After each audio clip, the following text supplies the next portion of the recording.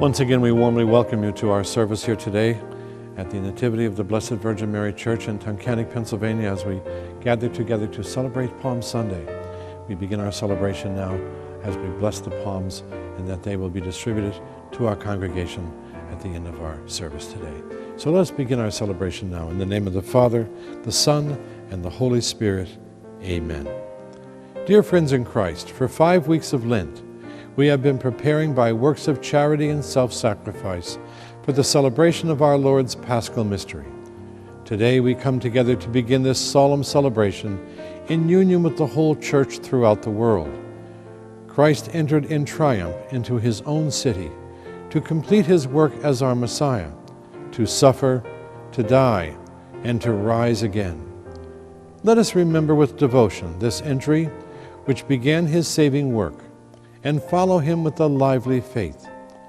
United with him in his suffering on the cross, may we share his resurrection and new life. Let us pray. Almighty God, we pray that you bless these branches and make them holy. Today we joyfully acclaim Jesus our Messiah as King. May we reach one day the happiness of the new and everlasting Jerusalem by faithfully following him who lives and reigns forever and ever. Amen. And now let us go forth in peace, praising Jesus our Messiah, as did the crowds who welcomed him to Jerusalem.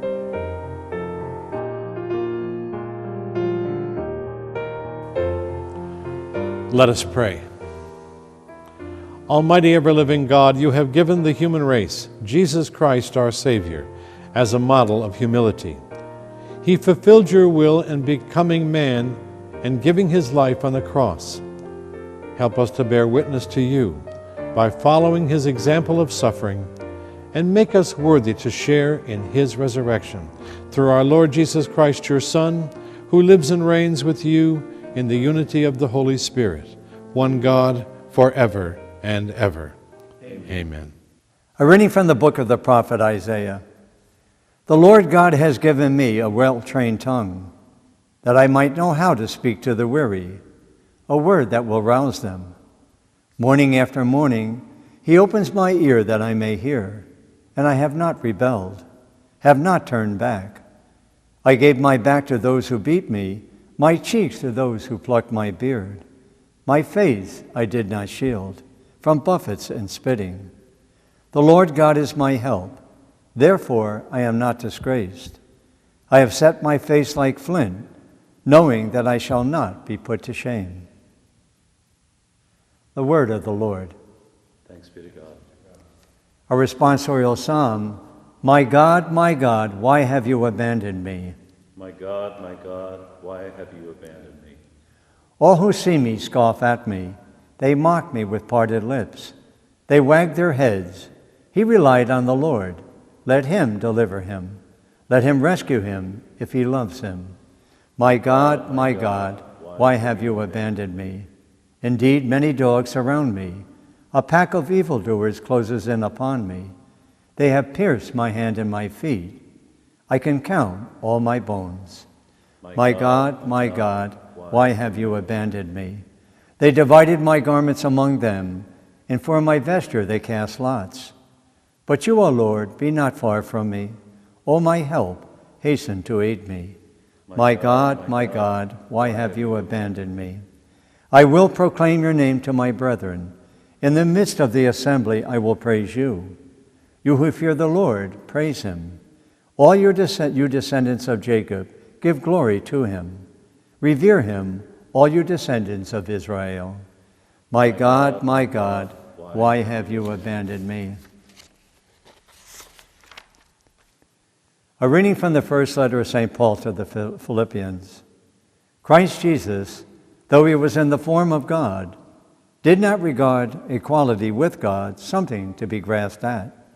Rather, he emptied himself, taking the form of a slave, coming in human likeness, and found human in appearance. He humbled himself, becoming obedient to the point of death, even death on a cross. Because of this, God greatly exalted him and bestowed on him the name which is above every name, that at the name of Jesus every knee should bend, of those in heaven and on earth and under the earth, and every tongue confess that Jesus Christ is Lord, to the glory of God the Father. The word of the Lord. Glory and praise to you, Lord Jesus Christ. Glory and praise to you, Lord Jesus Christ. Create in me a clean heart, purify my soul, restore my joy in your salvation.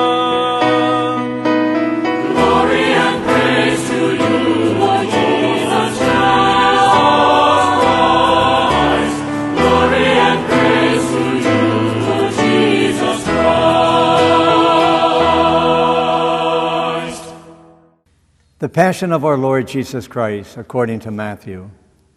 One of the 12, who was called Judas Iscariot, went to the chief priests and said, "What are you willing to give me if I hand him over to you?" They paid him 30 pieces of silver, and from that time on, he looked for an opportunity to hand him over.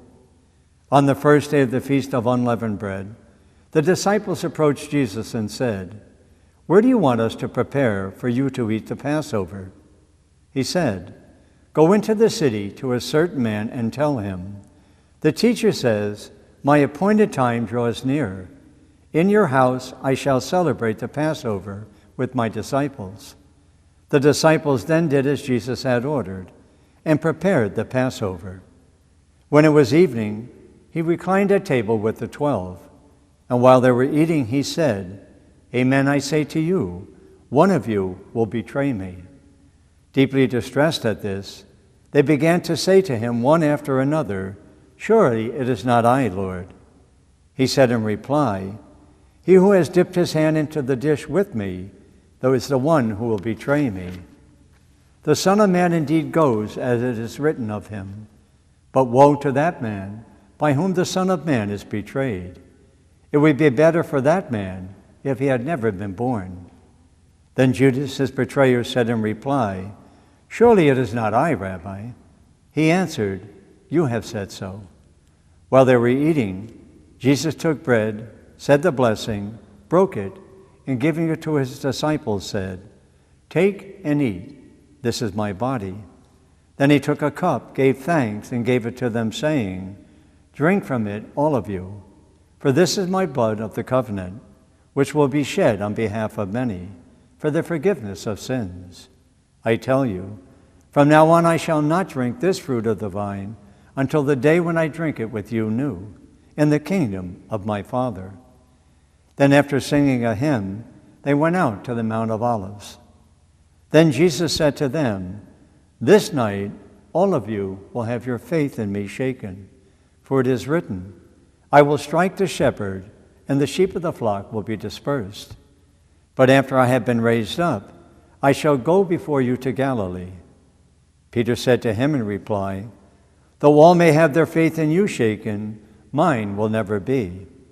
Jesus said to him, "Amen, I say to you, this very night before the cock crows, you will deny me 3 times. Peter said to him, "Even though I should have to die with you, I will not deny you." And all the disciples spoke likewise. Then Jesus came with them to a place called Gethsemane, and he said to his disciples, "Sit here while I go over there and pray." He took along Peter and the 2 sons of Zebedee, and began to feel sorrow and distress. Then he said to them, "My soul is sorrowful even unto death. Remain here and keep watch with me." He advanced a little, fell prostrate in prayer, saying, "My Father, if it is possible, let this cup pass from me. Yet not as I will, but as you will." When he returned to his disciples, he found them asleep. He said to Peter, "So you could not keep watch for me for 1 hour? Watch and pray that you may not undergo the test. The spirit is willing, but the flesh is weak." Withdrawing a second time, he prayed again, "My Father, if it is not possible that this cup pass without my drinking it, your will be done." Then he returned once more and found them asleep, for they could not keep their eyes open. He left them and withdrew again and prayed a third time, saying the same thing again. Then he returned to his disciples and said to them, "Are you still sleeping and taking your rest? Behold, the hour is at hand, when the Son of Man is to be handed over to sinners. Get up, let us go. Look, my betrayer is at hand." While he was still speaking, Judas, one of the 12, arrived, accompanied by a large crowd with swords and clubs, who had come from the chief priests and the elders of the people. His betrayer had arranged a sign with them, saying, "The man I shall kiss is the one, arrest him." Immediately he went over to Jesus and said, "Hail, Rabbi," and kissed him. Jesus answered him, "Friend, do what you have come for." Then stepping forward, they laid hand on Jesus and arrested him. And behold, one of those who had accompanied Jesus put his hand to the sword, drew it, and struck the high priest's servant, cutting off his ear. Then Jesus said to him, "Put your sword back in its sheath, for all who take the sword will perish by the sword. Do you think I cannot call upon my Father, and he will not provide me at this moment with more than 12 legions of angels? But then how would the scriptures be fulfilled, which say that it must come to pass in this way?" At that hour, Jesus said to the crowds, "Have you come out as against a robber with swords and clubs to seize me? Day after day I sat teaching in the temple area, yet you did not arrest me. But all this has come to pass, that the writings of the prophets might be fulfilled." Then all the disciples left him and fled. Those who had arrested Jesus led him away to Caiaphas the high priest, where the scribes and the elders were assembled. Peter was following him at a distance, as far as the high priest's courtyard. And going inside, he sat down with the servants to see the outcome. The chief priests and the entire Sanhedrin kept trying to obtain false testimony against Jesus in order to put him to death, but they found none, though many false witnesses came forward. Finally, 2 came forward who stated, "This man said, I can destroy the temple of God, and within 3 days rebuild it." The high priest rose and addressed him, "Have you no answer? What are these men testifying against you?" But Jesus was silent. Then the high priest said to him, "I order you to tell us under oath before the living God whether you are the Christ, the Son of God." Jesus said to him in reply, "You have said so. But I tell you, from now on you will see the Son of Man seated at the right hand of the power and coming on the clouds of heaven." Then the high priest tore his robes and said, "He has blasphemed. What further need have we of witnesses? You have now heard the blasphemy. What is your opinion?" They said in reply, "He deserves to die." Then they spat in his face and struck him, while some slapped him, saying, "Prophesy for us, Christ. Who is it that struck you?" Now Peter was sitting outside in the courtyard, and one of the maids came over to him and said, "You too were with Jesus the Galilean." But he denied it in front of everyone, saying, "I do not know what you are talking about." As he went out to the gate, another girl saw him and said to those who were there, "This man was with Jesus the Nazarene." Again he denied it with an oath, "I do not know the man."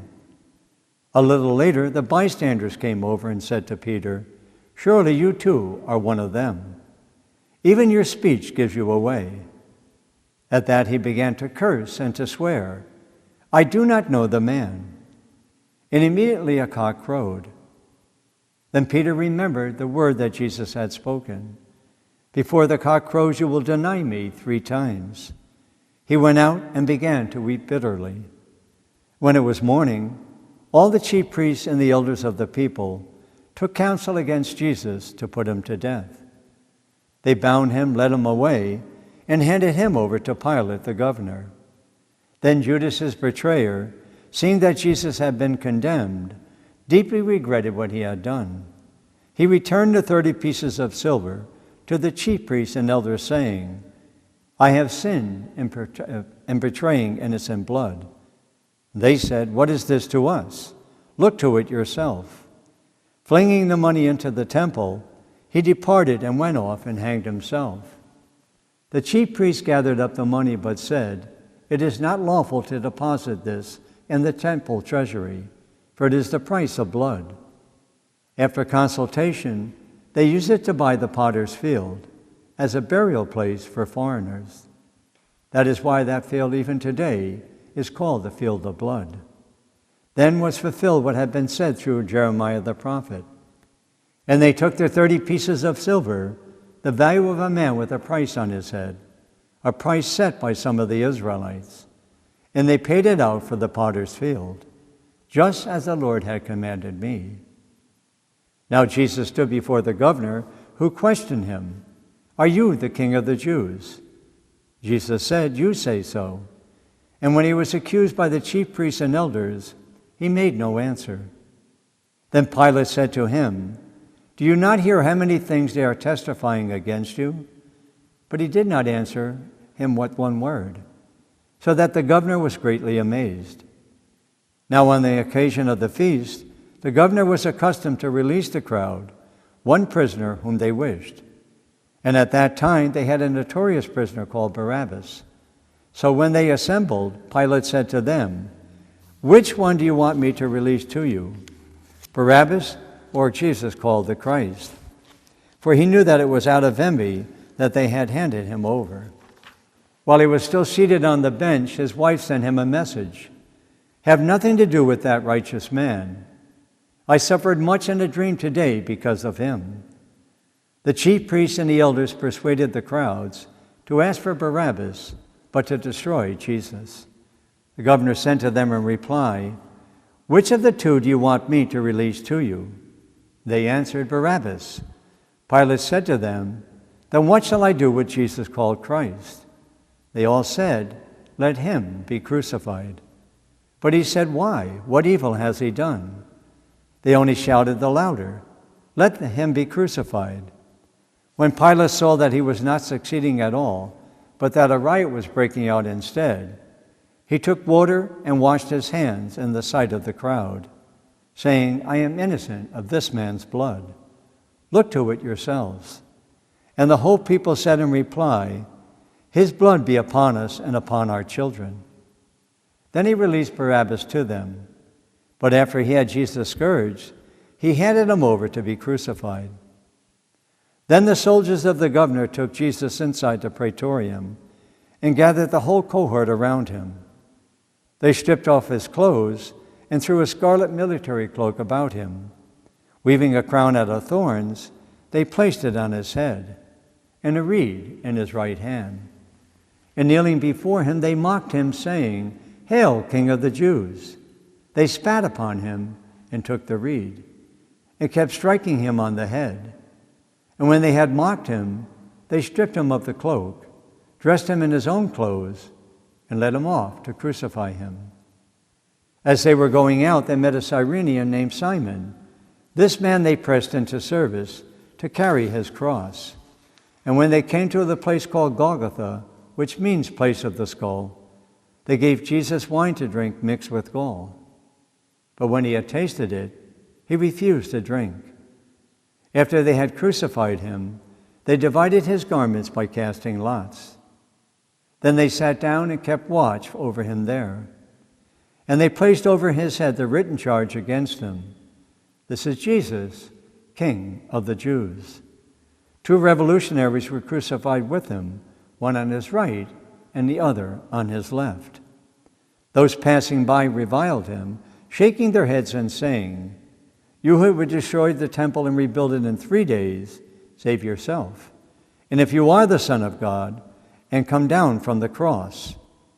Likewise, the chief priests with the scribes and elders mocked him and said, He saved others, he cannot save himself. So he is the King of Israel. Let him come down from the cross now, and we will surely believe in him. He trusted in God. Let him deliver him now if he wants him. For he said, I am the Son of God. The revolutionaries who were crucified with him also kept abusing him in the same way. From noon onward, darkness came over the whole land until 3 in the afternoon. And about 3 o'clock, Jesus cried out in a loud voice, Eli, Eli, lama sabachthani, which means, my God, why have you forsaken me? Some of the bystanders who heard it said, this one is calling for Elijah. Immediately one of them ran to get a sponge. He soaked it in wine, and putting it on a reed, gave it to him to drink. But the rest said, wait, let us see if Elijah comes to save him. But Jesus cried out again in a loud voice and gave up his spirit. And behold, the veil of the sanctuary was torn in two from top to bottom. The earth quaked, rocks were split, tombs were opened, and the bodies of many saints who had fallen asleep were raised.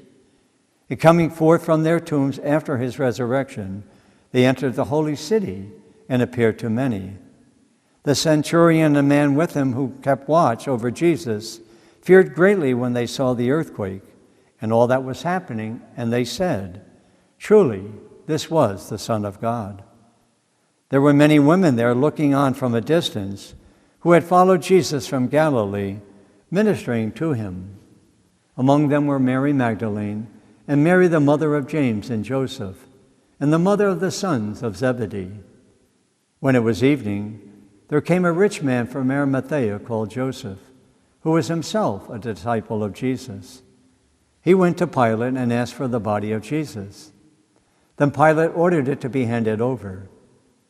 Taking the body, Joseph wrapped it in a clean linen shroud, and he laid it in his new tomb that he had hewn out of rock. Then he rolled a huge stone across the entrance to the tomb and departed. But Mary Magdalene and the other Mary remained sitting there facing the tomb. The next day, the one following the day of preparation, the chief priests and Pharisees gathered before Pilate and said, Sir, we remember that this impostor, while still alive, said, after 3 days I will be raised up. Give orders then that the grave be secured until the 3rd day, lest his disciples come and steal him and say to the people, he has been raised from the dead. This last impostor will be worse than the first. Pilate said to them, the guard is yours. Go, secure it as best you can. So they went and secured the tomb by fixing a seal to the stone and setting the guard. The Gospel of the Lord.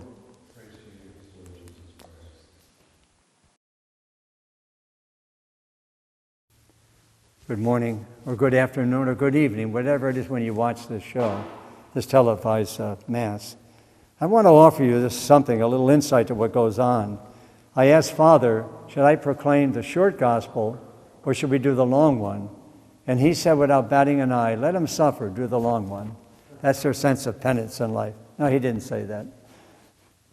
I often wonder why we preach after reading something so dramatic like this.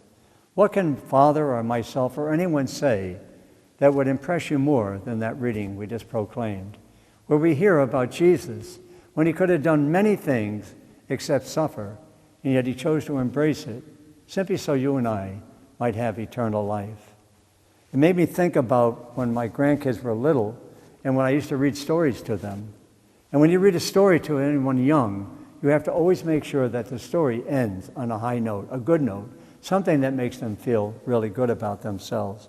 It doesn't matter whether it's a nursery story you're reading or even a nature book. Whatever I'm reading, I got to make sure it ends on a good note. We don't hear that in the Gospel from Mark.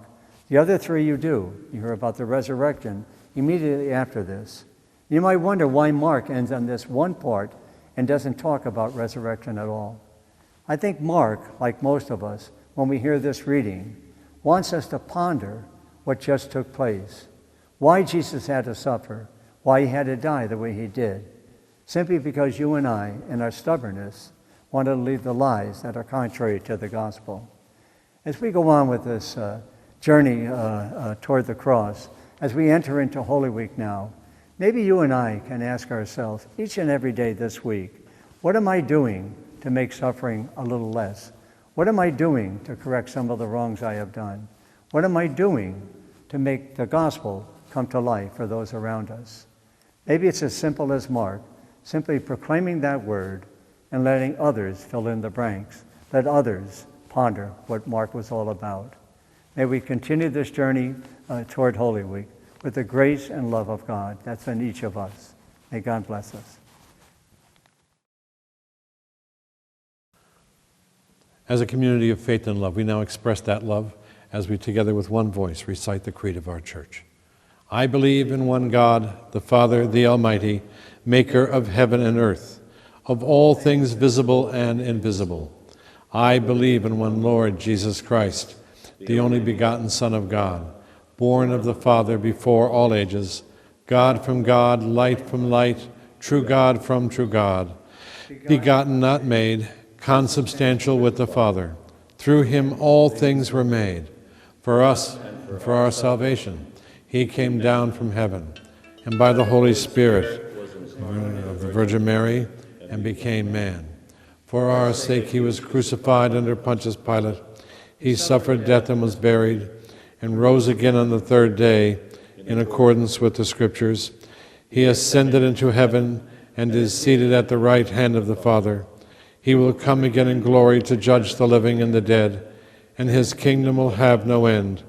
I believe in the Holy Spirit, the Lord, the giver of life, who proceeds from the Father and the Son, who with the Father and the Son is adored and glorified, who has spoken through the prophets. I believe in one holy, Catholic, and Apostolic Church. I confess one baptism for the forgiveness of sins. I look forward to the resurrection of the dead and the life of the world to come. Amen.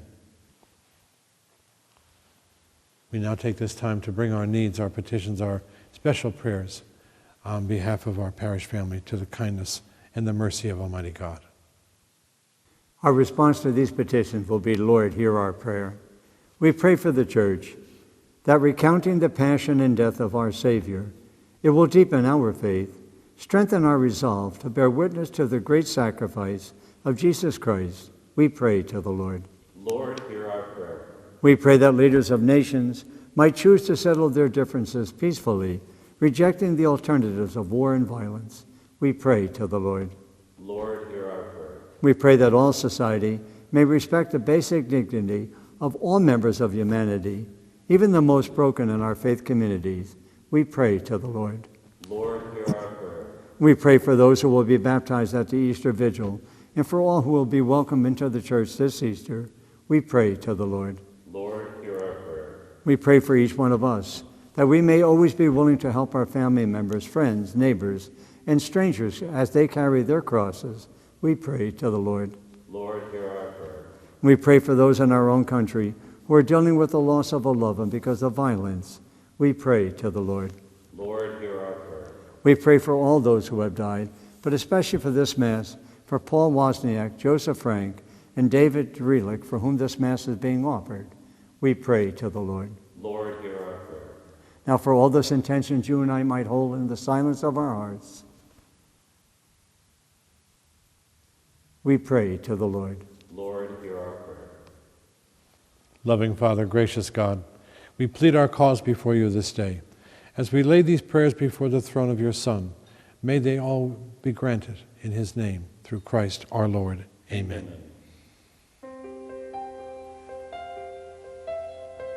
Blessed are you, Lord God of all creation, for through your goodness we have received the bread we offer you, fruit of the earth and work of human hands. It will become for us the bread of life. Blessed be God forever.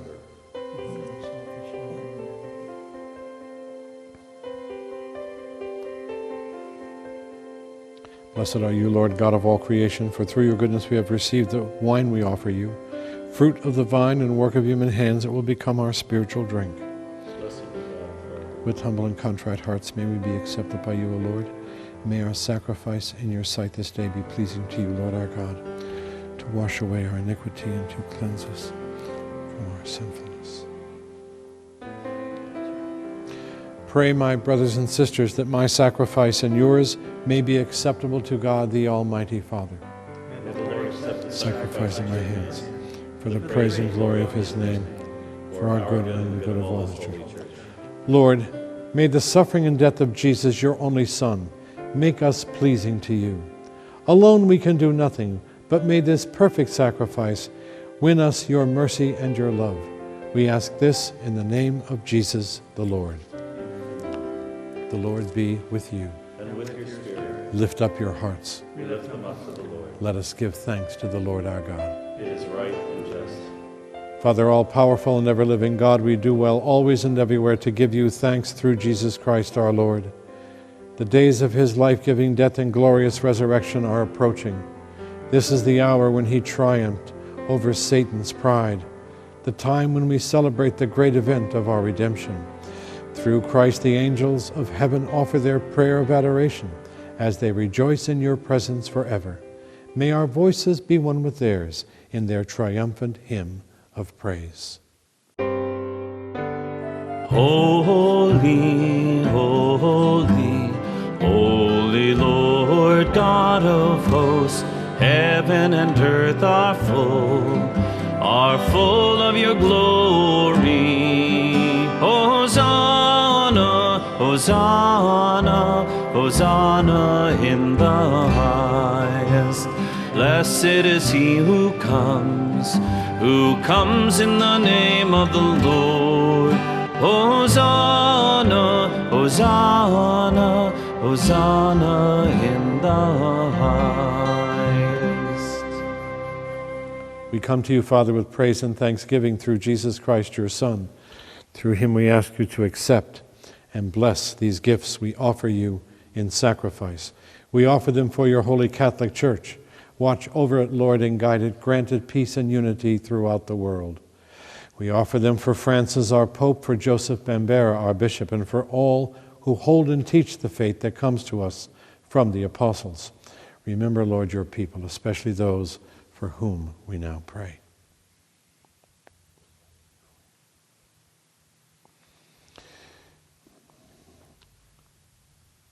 Remember all of us gathered here before you. You know how firmly we believe in you and dedicate ourselves to you. We offer you this sacrifice of praise for ourselves and for those who are dear to us. We pray to you, our living and true God, for our well-being and redemption. In union with the whole Church, we honor Mary, the ever-Virgin Mother of Jesus Christ, our Lord and God. We honor Joseph, her husband, the apostles and martyrs, Peter and Paul, Andrew, James, John, Thomas, James, Philip, Bartholomew, Matthew, Simon, and Jude.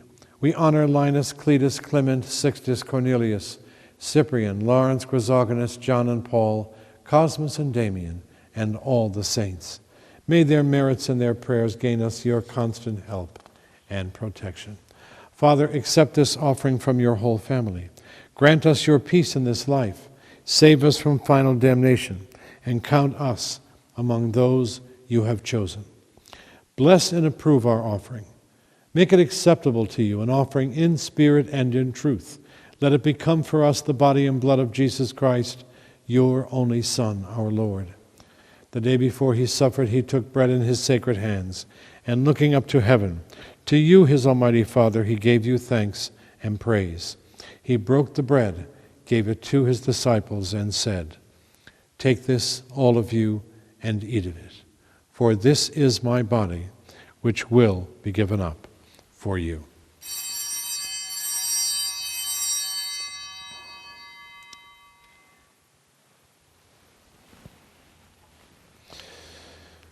When supper was ended, he took the cup. Again he gave you thanks and praise, gave the cup to his disciples, and said, "Take this, all of you, and drink from it, for this is the cup of my blood, the blood of the new and eternal covenant, which will be poured out for you and for many for the forgiveness of sins. Do this in memory of me."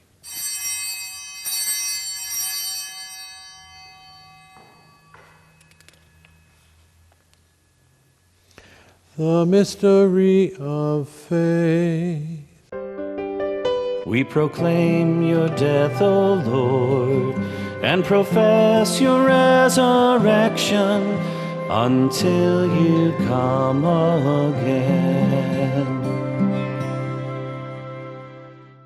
Father, we celebrate the memory of Christ, your Son. We, your people and your ministers, recall his passion, his resurrection from the dead, and his ascension into glory. And from the many gifts you have given us, we offer to you, God of glory and majesty, this holy and perfect sacrifice, the bread of life and the cup of eternal salvation. Look with favor on these offerings and accept them, as you once accepted the gifts of your servant Abel, the sacrifice of Abraham, our father in faith, and the bread and wine offered by your priest, Melchizedek. Mighty God, we pray that your angel may take this sacrifice to your altar in heaven. Then as we receive from this altar the sacred body and blood of your Son, let us be filled with every grace and blessing. Remember, Lord, those who have died and have gone before us, marked with the sign of faith. May they and all who sleep in Christ find in your presence light, happiness, and peace.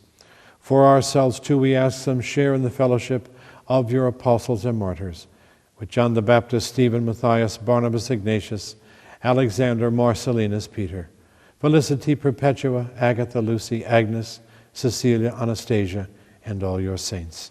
Though we are sinners, we trust in your mercy and your love. Do not consider what we truly deserve, but grant us your forgiveness through Christ our Lord. Through him you give us all these gifts.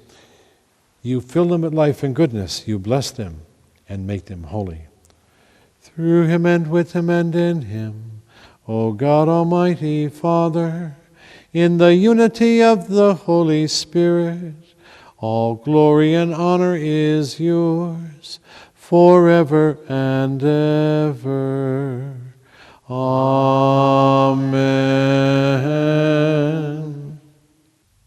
And now let us join our voices together, praising God as we together say, Our Father, who art in heaven, hallowed be thy name. Thy kingdom come, thy will be done, on earth as it is in heaven. Give us this day our daily bread, and forgive us our trespasses, as we forgive those who trespass against us. Lead us not into temptation, but deliver us from evil. Deliver us, Lord, we pray, from every evil. Graciously grant peace in our day. In your mercy, keep us free from sin and protect us from all anxiety and fear as we wait in joyful hope for the coming of our Savior, Jesus Christ. For the kingdom, the power, and the glory are yours. Lord Jesus Christ, who said to your apostles, I leave you peace, my peace I give you. Look not on our sins, but on the faith of your church, and graciously grant us the peace and the unity of your kingdom, where you live forever and ever. Amen. May the peace of the Lord be with you always. And with your spirit. Let us now offer each other a sign of his peace. Lamb of God, you take away the sins of the world, have mercy on us. Lamb of God, you take away the sins of the world, have mercy on us. Lamb of God, you take away the sins of the world, Grant us peace. Behold the Lamb of God, behold him who takes away the sins of the world. Blessed are they who are called to the supper of the Lamb. Lord, I am not worthy that you should enter under my roof. But only say the word, and my soul shall be healed. My Jesus, I believe that you are present in the most holy sacrament. I love you above all things, and I desire to receive you into my soul. Since I cannot at this moment receive you sacramentally, come at least spiritually into my heart. I embrace you as if you were already there and unite myself wholly to you. Never permit me to be separated from you. Amen. Let us pray. Lord, you have satisfied our hunger with this Eucharistic food. The death of your Son gives us hope and strengthens our faith. May his resurrection give us perseverance and lead us to salvation. We ask this through Christ our Lord. Amen. On behalf of all of our parish family, we extend to all of you a most blessed Holy Week. This is the week we've been waiting for, and it's finally here. Thank you be to God. I hope the weather is great, and I hope your spirits are very, very high this week. And thanks again for tuning in with us today, and look forward to seeing you on Holy Thursday. God bless you. The Lord be with you. and with your spirit. May Almighty God bless you, the Father, the Son, and the Holy Spirit. Amen. The Mass is ended. Let us go in peace to know, love, and serve the Lord. Thanks be to God.